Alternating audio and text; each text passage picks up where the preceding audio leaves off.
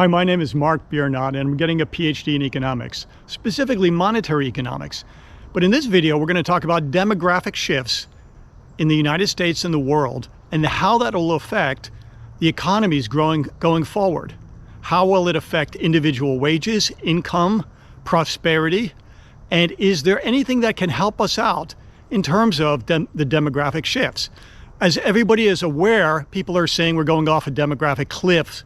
And what this means is the baby boomers and older are aging, they're living longer, they're not in the workforce or they're leaving the workforce, so they're no longer productive and contributing to the healthcare and social security system, which puts a drain on this.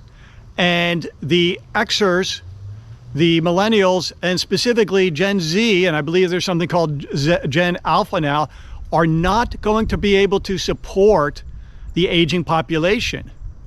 Furthermore, Gen Z is delaying their entrance into the workforce. They're seeking higher education, which I recommend, and better skill sets before they enter the workforce. So what this means is we have a small base supporting a large, top-heavy pyramid, and it seems like a perfect storm, but it isn't. Let me explain. The classical economists and neoclassical economists, such as Knut Wicksell, dealt with something called the machine problem. In their time, they were concerned that machines would create unemployment and decreased real wages.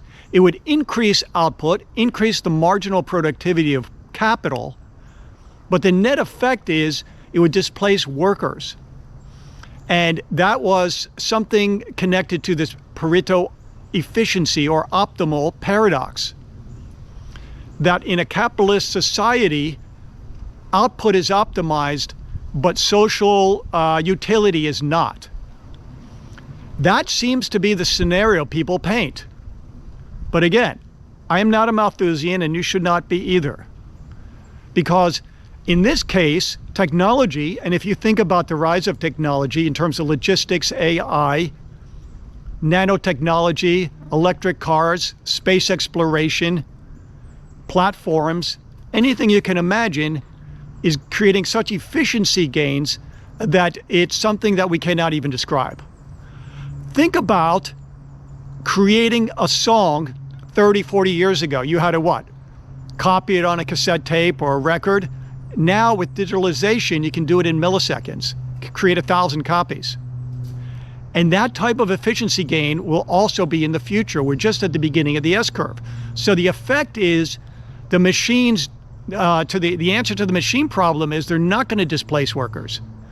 They're going to take the place of workers there where we have a labor shortage. They will widen the base of the pyramid and dwarf whatever issues we have with an aging population. It will create a better society because technology always comes in and improves humanity. You say, well, this or that, I'm a Luddite. No. The acid test is ask yourself, do you want to go back 1,000 years in history or even 500 years of history? I don't think so, because life was very hard then. Oh yes, they had a balanced budget. They were on a gold standard. They didn't have the debt. They didn't have the social, but life was hard. You would just be toiling in the mud all day long for nothing, if you're lucky. Today, even with all the insurmountable problems people in the media will throw at you, life is pretty sweet. Most of us, and you guys got to be honest, a lot of you guys out there are working from home, YouTubing, alternative gig type economies, and life is sweet. The amount of time you get to spend with your family. You don't have to be hustling like a factory worker in the 1800s, just barely crawling home from the factory for a piece of bread and some thin soup. Technology and machines displace and solve the labor shortage and the demographic crisis. There is no crisis because the human brain is exploring and solving the next level. This is what Thomas Malthus, an economist in the 1700s, did not envision. This is what a lot of neoclassical and classical economists like Knut Wicksell did not envision when they addressed the a machine problem in the early 1900s. But it's happening. So are we going off a demographic cliff? Absolutely not. If you factor into the increased marginal productivity of capital by technology and machines. Life is getting better economically, and it will continue to do so. Thank you very much.